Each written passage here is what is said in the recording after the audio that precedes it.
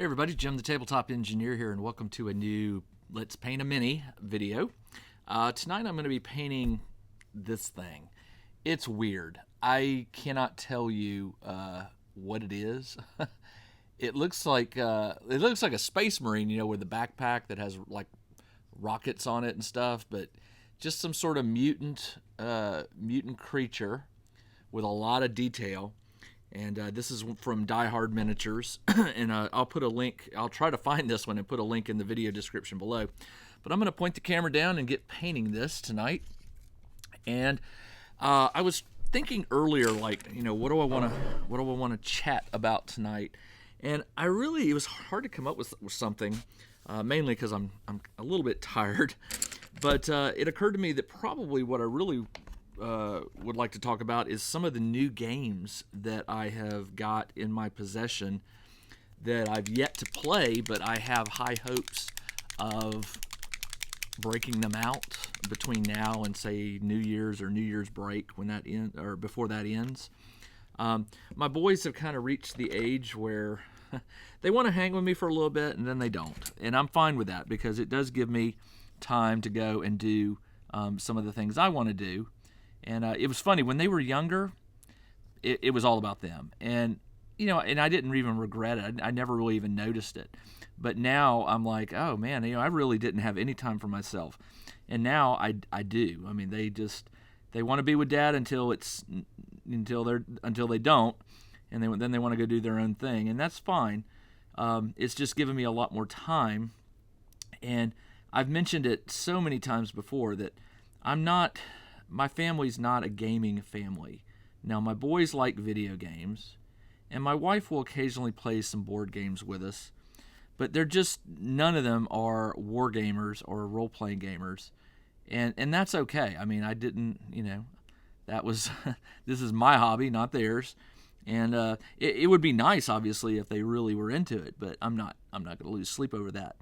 But, so that sort of forced me to look for other players, and because when they were little I really couldn't go anywhere, it was hard to leave them, but it was also hard to leave my wife and say, hey, I'm going to go away for 2 or 3 or 4 hours and play some games. She did give me Wednesday nights, which I used to go and play D&D, and that was fun.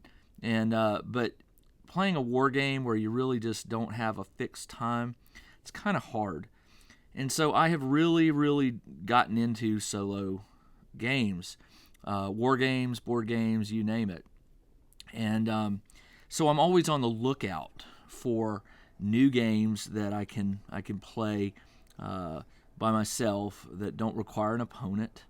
And believe it or not, I mean, there are a lot of solo games out there, but they don't always strike me.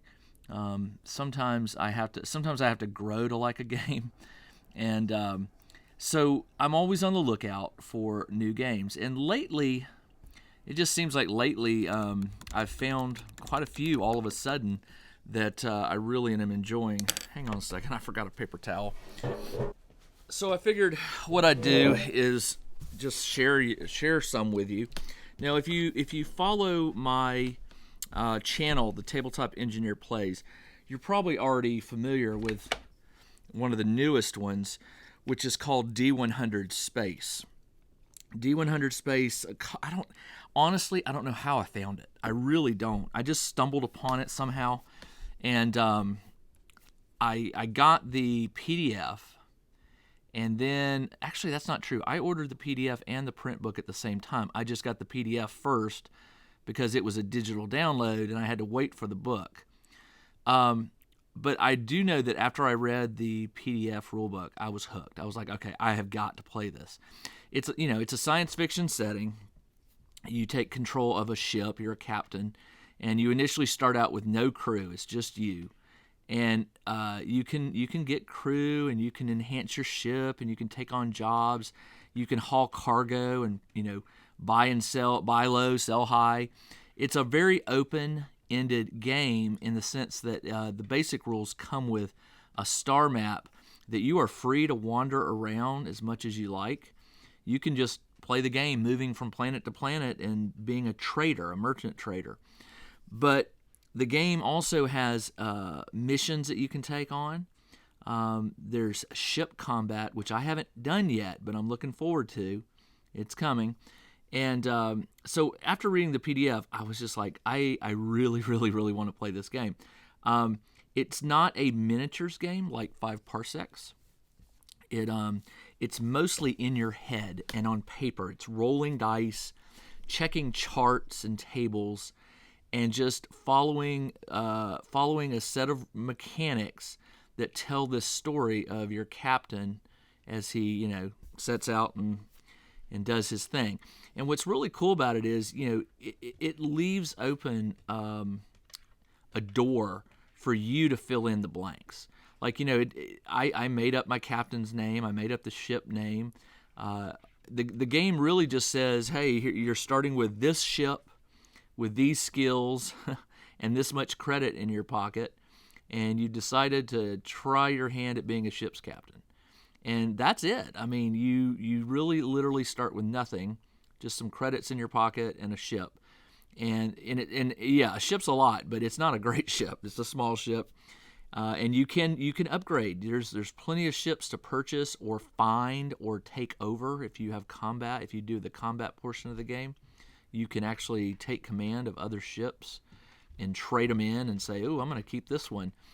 But anyway, the game has a lot. It's a sandbox. It really is a significant sandbox game, and it's from MK Games, and it's the initials of the game's creator.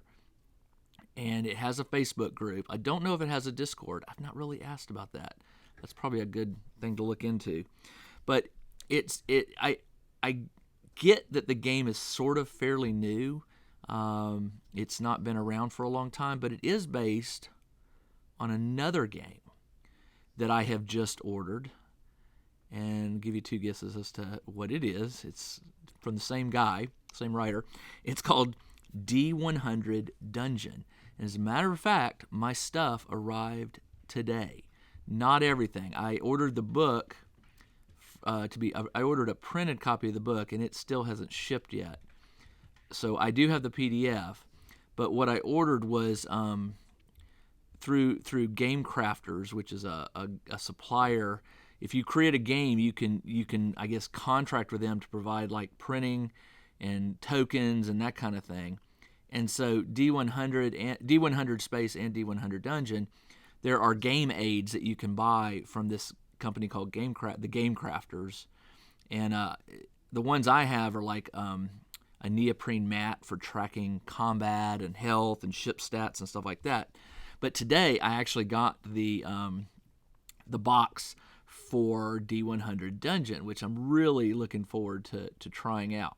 So that is a game that you can expect to see some more on in the next few weeks.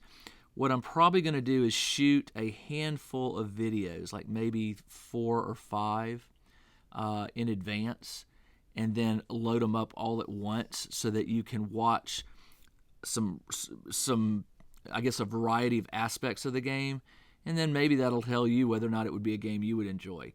I wanted to do that with D100 Space, and I was only able to upload a couple videos, shoot a couple, and edit a few before the Thanksgiving break hit. But with the D100 Dungeon, my plan is to do a few more, like maybe 4 or 5 videos, so that you'll have a bigger variety to watch to kind of decide if it's something you like. So that is one new game that that is on my to-do list, and I fully expect to start playing it in the next week or 2. I've been in communication with the game's author, and he's answered questions of mine about both games that have helped before I start shooting video. The rule books are really good. I mean, it's not the questions I had weren't like holes in the game; they were just more specific mechanic type questions. And the author was real fast about getting back to me, which was kind of nice. And again, it has the MK Games has a Facebook page where I guess you could post questions about it if you had some. So I'm hoping you'll like what you see when I start playing it. It's pretty slick. It's just like D100 Space, sort of. There's different missions or different dungeons you can explore and different tasks you can take on. And you play one hero, just one hero. What I haven't yet figured out is, like in D100 Space, you can hire crew. I suspect, and I haven't read the book all the way through. Well, that's not that. Yeah, I kind of skipped here and there, but I must have missed something because I don't know if you can hire like hirelings. I think you can. I seem to recall something in the book about hiring certain skills or whatever, other people, but I could be wrong. Don't hold me to that. So anyway, that's a new game that I am very anxious to start playing, and so keep your eyes out open for that one. So what else? Well, there's a couple new board games that I've picked up recently that I really I've been sort of wanting to play because they're small and fast and very inexpensive. And there's hang on, one of them, and I'm looking at the name of it, is called. I just went blank on it. Nope, it's not within eyesight. I just went blank on the name of it. It's a little. I think it's called One. What's it called? One something dungeon. Not one page dungeon. One. I'll find it in just a second. Sorry, I shouldn't paint and talk at the same time. But that's sort of the point of these videos. It's a little pocket game, solo game, and it's part of a trilogy of games that were kickstarted. I didn't do the Kickstarter. I happened to see these games for sale at Southern Fried Game Expo this last July here in Atlanta, and they were demoing them at the convention, and I really liked them. I only got two. There were three of them, and one of them just didn't appeal to me. But the dungeon one did, as did the sort of sci-fi. There was a sci-fi one where you basically, it's kind of like Diehard. You've got to get to the top of the building, and all these robots are trying to stop you, and you've got to stop the master computer, and it was fun. So these are two games that are on my list, and I want to introduce you to them just because they were very inexpensive, and the rules were very easy, and it just looked like a very fast game to play. Could be that it's not a fast game to play, but it sure. The demos they were doing made it appear that they were somewhat quick. What else? Oh, the big one. So a friend of mine who knows who he is, and he told me not to. He doesn't like the attention, so I won't do that to him. He gifted me, which I thought. I mean, I didn't know how much it was. He gifted me a game recently. And didn't have time to play it. Didn't have time to do it justice. I guess so he gave it to me. It was I think it's $100 on the stores. I could be wrong, but it's called Zombicide, and everybody's heard of Zombicide. This is like the second edition, I believe. Second edition Zombicide, and he gave it to me. And I've played Zombicide, like first edition. I've not played the second edition. And I did play a couple games of the Invader, which was the sci-fi version that was released like a year or so more ago. But I couldn't get my kids interested in playing the Invader game, which is really the one I wanted to play. So I ended up giving that to a good friend of mine, Mac, who has really put it to use, all the miniatures and stuff. So I was really happy that somebody got some use out of it. Well, jump forward like a year or two. And a friend of mine, not Mac, another friend, gave me he said, "Here, I want you to have this." And he gave me a copy. It was opened, but it was okay. I didn't mind that. A copy of Zombicide 2nd Edition. So not one to turn down a free game. I wanted to check it out. I read the rule book, and I was like, and there's a series of missions in it, and I remember that from when I played the first one, but I only played it like a couple times with some friends. I never really got deep into Zombicide. But for a solo player like me, for someone who looks for solo games, I don't know how I missed this one. There's a lot to this game for a solo gamer. You can play multiple characters at once, and I think the rules even say you can play up to 6, which I don't know if I'm going to do that. But just being able to play more than one character was kind of got my attention. There's a lot of missions in it, and they're all. I won't say it's a campaign because I don't think it really is. It's just a series that. And as I understand it, if a character dies, it's no biggie. You can just start using them again in the next mission. Now there are some add-ons for the game that I don't know if they're add-ons. They're expansions. One of them is a military base one. I can't remember the name of it. And the other one is Washington, D.C. I know that because my wife travels to D.C. quite a bit, and I just saw it in the game store the other day, and I thought, oh, that's cool, a Washington, D.C.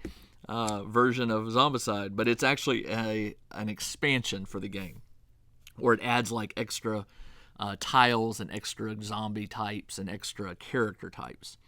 So anyway, if I like when games have expansions, because if I end up liking a game, like the core box or whatever, I want to have options to jump to. I want to have additional levels or missions or whatever. So I was kind of glad to see. Now I know that the original Zombicide had expansions and stuff like that, but again, I just don't know much about the original one. This one, however, because it grabbed my attention and because it was given to me for free, I figured, hey, I'll give it a try. And I am going to give it a shot. I don't know. Probably I'll play a game or two and record it over the holidays.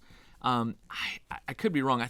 I recall Zombicide taking time to play. Like it's not a quick game by any means. So I want to make sure I get enough time to play the game start to finish. What I don't like to do is I don't like to start a game and then pause it and then have to come back at a later time, because often what happens is I forget where I was in the game, or I've lost the momentum or what have you. So I want to make sure that I have time to play the complete mission before time runs out. So I will get that up. I just gotta find a block of like 2 or 3 hours. When you play a game that takes 2 hours and you're going to record it, it can actually take 2.5 to 3 hours, because you got to set up the camera, you got to check your angles, make sure the microphone is working, make sure the lighting is good. I'm not by any means a professional videographer in my workshop. My workshop is a workshop, not a film studio. So I do my best, but no promises that there's ever going to be any improvement in my video quality. I do this for fun, not for a job. So what I'm doing right now is this guy has like skulls in lots of different weird places. And there's one on the gun, believe it or not. There's like this like bone growth over the gun he's carrying. It's very weird, but this is one of the weirdest minis I've ever seen. I don't know what is going on here. I don't know the story behind it, but it's just cool to paint. It's almost like there's a Cthulhu-like octopus growing over the gun. That's the best way I can describe it. But I can't tell if it's a skeleton, because it kind of looks like a skull.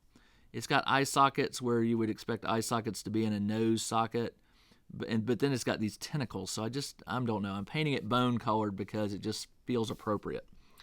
So anyway, to get back to it, I will be playing Zombicide, at least a few games of it, and just to test the waters and see if I really like it. But I read the rules and I'm like, yeah, this looks like something I would enjoy.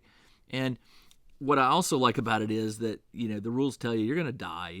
Sometimes you're going to get overwhelmed by the sheer number of zombies that flood you in, and I'm okay with that. It does not bother me to lose a game. Those of you who are watching me, I'm playing a game called Escape the Dark Tower, and I lose that game a lot. It's just hard to win, and the rulebook tells you you're going to lose at this game a lot. Speaking of Escape the Dark Castle, it has a companion sci-fi game called Escape the Dark Sector. And what it is you play one of up to 4 prisoners who have been taken prisoner on this space station, and you've got to escape it. And I have I've played it once. I played it once with a group, and we lost. I mean, it is very. If Escape the Dark Castle is difficult, you haven't seen anything. At least from what I remember, the game is very, very difficult. But I want to play it, and it's one of those rare games that I lose and I lose and I lose, but yet I keep coming back for more. And normally, if I lose too much at a game, I just throw the game away and say, not throw it away, but I just toss the game aside and say, that's it, I'm done with this one. That's kind of how I felt with a recent war game I played called Zero. Oh, I just went blank on it. Space. I'm trying to find the game over there, but it wasn't that the game was bad. I just couldn't win at it. And when you get frustrated enough with a game, you just sort of give it up and you try something different. And that's kind of what I did with this particular game. I didn't want to. What color is that? I don't even remember. I didn't want to keep playing it because I was just getting very, very frustrated with it. And the last game I played was my entire crew died. I mean, it just all at once, just everybody died. And I was very frustrated because I had spent some time investing in the game, building terrain, and then everybody just up and died. Now, the rule book is quite clear. It tells you that you're going to lose. It says expect to, lose a crew or two here and there, and so it wasn't any surprise. I'm not blaming the creator, who is, by the way, one of the creators is Uncle Adam, who I'm a big fan of, his channel, and I like the game, but it just I'm gonna have to come back to it at a later time because right now it frustrated me, and there was also some questions about the rules, like people were debating whether a certain thing was whether this rule was this way or this way, and I just felt like maybe I just need to take a break from it and let the game get some Q&As and some facts, and then I'll come back to it. So where was I? So Escape the Dark Sector is a game that I do plan on playing over the holidays, mainly because I just like the game. It's from a company called Themeborn, and it's this all black and white art. It's very very menacing game, and both games, both Escape the Dark Castle and Escape the Dark Sector, they have a new game out that they're kickstarting right now, and it's called All of Us. It's based on that video game, and now I think it's a series either on HBO. I think it's HBO. It's called All of Us, and it's about a guy who has to escort this young girl like across a zombie. I don't know if it's zombies. It's some creatures, and it looks really good. It's the guy from Mandalorian. I just went blank on his name, but it's got him in it, and I will probably watch it. But they're running a Kickstarter right now for a game it's sort of based on the Escape the Dark series. It's got elements of it, but it's different. It's got like a story, an ongoing storyline that you travel this game board. If you Google it or go to Kickstarter and Google All of Us, I'm sure you'll find it. It's different. It's different than the Escape the Dark Castle and Escape the Dark Sector. And I debated it. You can play it solo, but it doesn't deliver for like over a year, and those of you who know me know that's not going to fly with me. I'll just buy it at retail. And I think there are some like Kickstarter exclusives, and I used to be all about Kickstarter exclusives. I mean, it was such a, what do they call that thing? What's that thing? Fear of missing out, FOMO. When I was back in the day, years ago, I was a horrible Kickstarter backer because it was very addictive. I would spend money on things because I was so afraid that I wasn't going to be able to get this later. And even then that's true because some of the stuff, was like a Kickstarter exclusive. And then at some point I just made my mind up that I was no longer going to back projects that had Kickstarter exclusives. And to a point I've done that. There've been a few that I've given in and done, but most of the time I try to avoid Kickstarters that have Kickstarter exclusives. Now, every now and then they'll come along and say, okay, it's a Kickstarter exclusive, but we'll make it available for sale at like conventions or in future Kickstarters. And that's okay. I don't mind that. But if it's a one-time, one-off kind of thing, I don't like that. Now, I am very fortunate. I'm getting off on a tangent here. I'm very fortunate that I live in a town. There's a lot of game companies or game shops here in Atlanta, and I frequent a lot of them.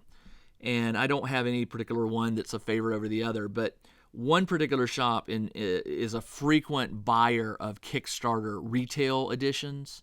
So if I see that Kickstarter has a retail version, I'll sometimes ask them if they're doing the retail version, and if they are, I'll just wait, because they will get all the Kickstarter exclusives. They'll get all the all-in, the all-in level, and they'll make it available for sale. Now, they usually only buy like 5 or 10 or however many, and if I miss it, I miss it. I don't lose any sleep over it.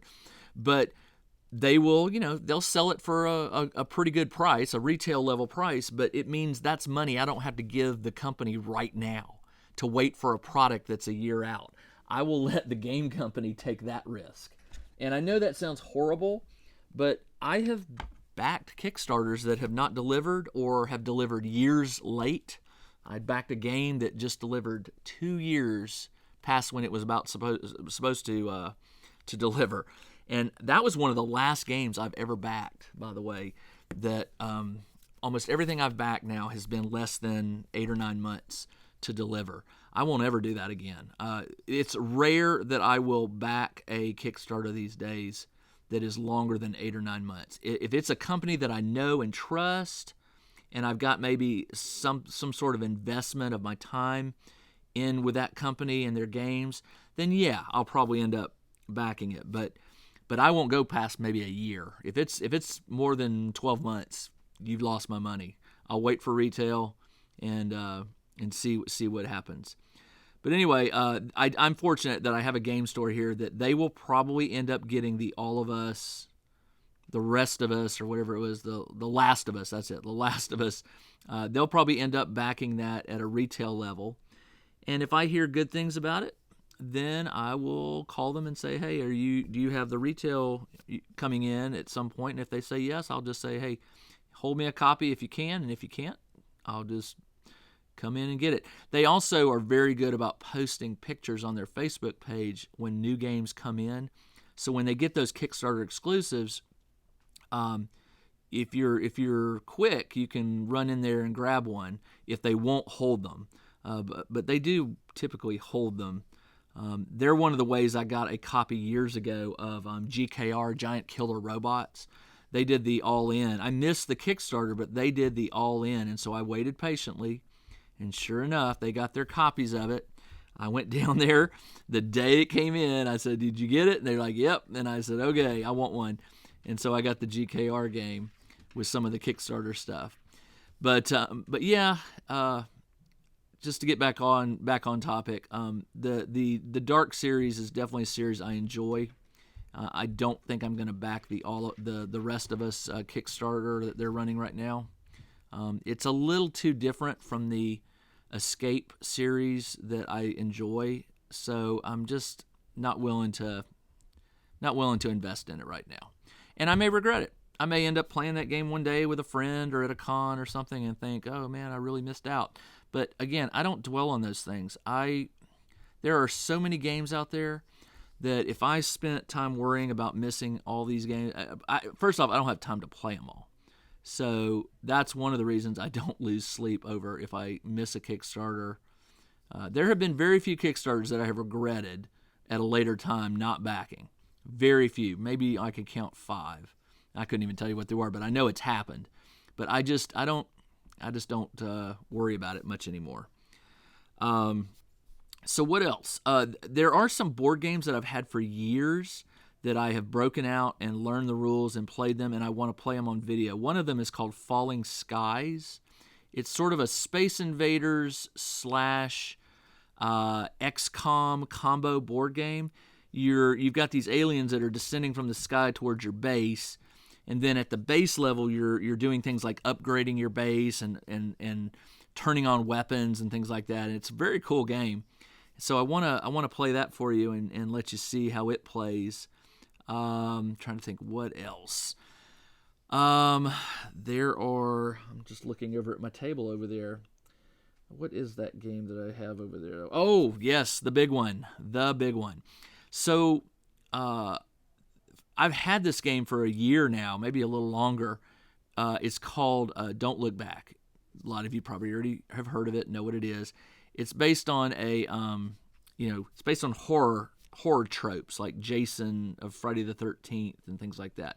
And you basically play the victims, the teenagers or the law enforcement officer and the various characters who have to get from point A to point B without getting killed by the bad guy.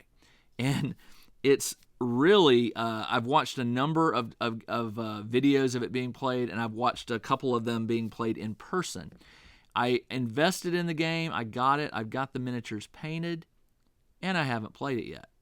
It's one of those games that I just got to sit down and put the board together, or put the play area together and do it.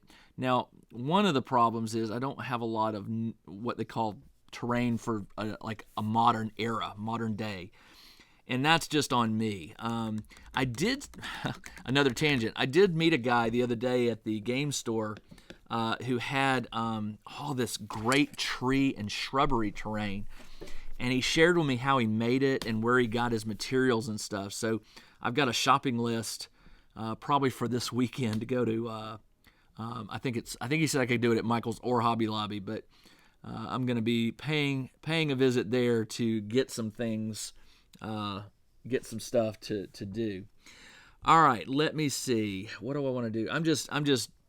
I don't really have a game plan here on how I'm painting this. I'm just picking colors that I kind of think will look a little odd, given that he's supposed to be some kind of mutant guy. And I don't know if it's going to look right, but it's going to look right on the table because it's an alien, and I need it for more of my sci-fi games. So I'm not really worried about whether it looks perfect or not. Now I'm going to tell you this. The other day I painted some miniatures, and I used one of these speed paints called Plasmatic Bolt. It's a green paint. It's horrible. And now I'm using another one that I'm really not pleased with called Runic Gray. And this isn't the first time I've used it. I told myself I was going to make notes of all of these paints and which ones I found worked good and which ones did not. And the Plasmatic Bolt and this Runic Gray were, now that I remember, they were two of the paints that I said I need to remember not to use these again. And here I am reaching for it. So I am actually probably going to take these two paints out of my paint box here and remove them from my collection because, again, this just doesn't look good. It's and I'm putting it on a white primed mini. The primer was solid. The mini was washed beforehand. It's just not binding. I don't know what the right word would be. It's not sticking with the paint, and it's not the reactivation. It's just not a good color. It's very weak. It's a blue, but the white shows up in patches, and it doesn't matter how many coats I put on. It's patchy and splotchy. And if you've used it and you've had good experience with it, let me know. I am really, really not impressed. Now, what I am going to use it for is some of his white pieces that lack a color. I'm just going to hit him with the blue because he is sort of he's got a lot of silver and bluish in him, so I'm okay using this off blue to just get him colored up. But definitely not a fan of this Runic Blue at all. And I took some before pictures of this, and I'll take some after pictures, and I'll share them at the end of this video so that you'll see what I'm talking about. Maybe when this Runic Blue dries, maybe I'll be impressed. But right now, not impressed. Now he does have this like snake-like creature coiling around his lower left leg. And I'm going to hit that with like an orange. I'm going to hit it with a red. I want it to be something that really jumps out. So, and And by the way, I shake these before the video, so sometimes I accidentally shake them, and I forget that I'm talking to you. But I shake my paints before the video starts, so that I don't have to do it while I'm talking to you. But I do forget sometimes and do it anyway. But this red was shaken before the video began. And so anyway, yeah, I'm going to take these out because they are not good. I'm probably, and if an Army Painter, that's a second paint. If you're watching this, Plasmatic Bolt and Runic Gray are just two colors that I am just disappointed in. And I know it's not your fault. I just not getting the results I want on these. The red, I love the red though. Now his filter on his face, he's got this like filter mask. I want to do it with I don't want to do it with metallic. I want it to you know what? I'm gonna try this Purple Alchemy. It's almost like a pink. I'm probably gonna regret this. Am I gonna do this? Yeah, I'm gonna do it. Again, I'm doing something weird here. I just wanted to try something, some of these different colors, and I figured him being a mutant, color scheme's not going to be real super important. And there we go. So I started this video. Let me see how long it's been going. It's been going on for 37 minutes. So I have just about finished this mini. All I've got to do is paint the base black, and I'm calling this one done. So the word speed paint, speed painting definitely applies here. Normally I can do about 2 minis in an hour. So this one took a little longer, but this one has a lot of stuff going on, so no worries there. But anyway, I hope that those of you who are watching my Tabletop Engineer Plays channel, I hope I'm entertaining you with some good games. I realize that not everybody likes science fiction. I realize that not everybody likes, like one of my new favorite board games right now is the Final Girl game. I've been playing it quite a bit. And that may not be a game for you. And so I'm trying to do a variety of games so that if you don't like that one, hopefully I have another one that you will like. That's why I'm playing a lot of fantasy games and sci-fi games. I'm playing horror games. Just trying to, I'm not doing this for you. And I know that sounds horrible because it is a YouTube channel and it's supposed to be for an audience. But again, I record these things. I record them just because that's what I do. And I share them. I'm not looking to make a ton of money. I will never make a ton of money off this YouTube channel. But I figure if I'm going to play a game and record it, I'll just put it up there. Normally I wouldn't record the game, but it's my channel, and I figure, hey, you want to watch what the Tabletop Engineer plays? I will make a channel called the Tabletop Engineer Plays, and I will share with you all the various weird stuff that I play, and some of it is not gonna, some of it's a one-off. Sometimes I play something, I'm like, nah, I'm never playing that again. And then sometimes things just hit me, and I can't get enough of it. So let me show you. I don't know. The lighting in here is really bad, so I apologize. But I will take some close-up pictures of this guy for you when he dries. Actually, he turned out better than I thought. He's definitely weird, and I have, very, very cool color combo that I picked here. I don't know what I was thinking, but I do like it. And again, 37 minutes, not too shabby. All right, well, I'm going to call this one a night because I am tired. I shouldn't paint this late at night. My eyes start getting a little fuzzy. But I just wanted to get another mini painted. I'm on a roll. I am just getting minis painted like crazy. And so I figure, hey, while I'm going to be doing it, you know what I didn't do? I didn't do his eyeball. I figure since I'm going to be sitting here and chatting with you, I'll just paint while I chat because I didn't want to just talk. I wanted to do something. I figure I might as well make it productive for myself and you. So if you're watching this and you like watching me paint videos, let me know so I can keep doing it. If this does not appeal to anybody, 0 people, then I will stop and I'll find something else to do. But I do like painting minis. I'm not a big fan of painting minis to paint me. I want to paint my minis so I can play them on the table. But I figure if I'm going to paint a mini, hey, I'll share it with you. I'll show you what I'm doing. I'll also show you that I'm not the greatest painter in the world.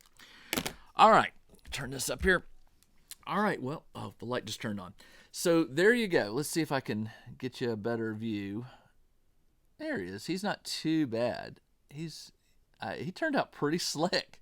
I'm liking him. He's definitely one of the oddest, strangest sci-fi minis I've ever painted. I have no idea. I don't even know if he's like part of a group or not. I think I just ordered him because I thought he looked so weird. He would be perfect on the table. So I'll take some close-ups and post them at the end of this video. All right, thanks for joining me. I'm going to shut this down now. This is Jim, the Tabletop Engineer. Thanks for joining me on another Paint a Mini video. There'll be another one coming very soon. Until then, everybody, take care.